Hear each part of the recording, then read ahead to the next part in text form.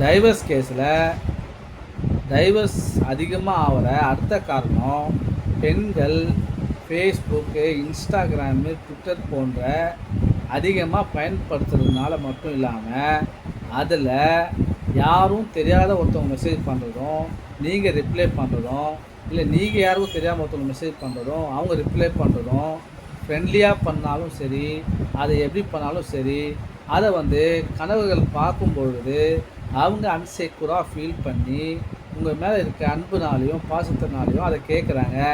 அது கேட்குறத உங்களால் ஏற்றுக்க முடியல. சரிங்களா? ரெண்டாவது உங்களை அதுக்கப்புறம் கணவர் சந்தேக கண்ணோட்டமாகவே பார்க்க ஆரம்பிச்சிடுறாங்க.